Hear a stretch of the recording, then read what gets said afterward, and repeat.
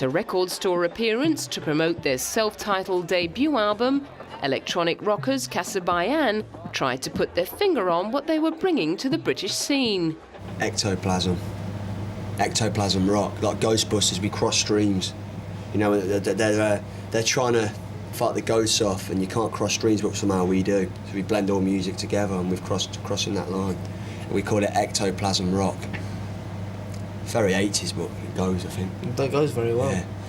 Barely had the album hit the shelves than they were on the road headlining sold-out concerts and festivals. They also went over big in Japan.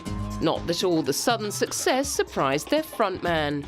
Not being totally arrogant or anything, or, you know, we just believe in ourselves from the start, and I'm not surprised, no, because apart from the Libertines, you know, or Franz Ferdinand, there's no one else doing anything in Britain, in British music. No one's pushing it forward, no one's to take those steps. Often compared to 90s Manchester group the Stone Roses, they named themselves after Linda Kasabian, the member of the Charles Manson cult who served as a getaway driver. The overweening confidence of the boys, who'd been playing together since school, was put to the test as they set about conjuring up follow-up success with their second album, Empire. There wasn't a lot of pressure. We went into the studio with 5 songs. So that was a little bit of pressure on Sergio's behalf to write another half an album.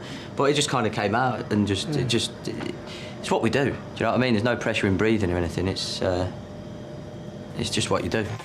The title track appeared to focus on the horrors of war. And our song's about rebelling against rock and roll empire. It's not about anti-war and all that. It's just that he used that so we could get it together. You see, it's not, you know, we never signed forms that said anti-war. You know, we're anti-establishment, innit? Anti-establishment. You know what I mean? It's like going up against something. We're going against rock and roll, you know. After hitting the road to support the album, they proved there was substance behind all the swaggering self-confidence by taking out the 2007 NME Award for Best Live Act. In 2009, they were out with their third album, West Rider Pauper Lunatic Asylum.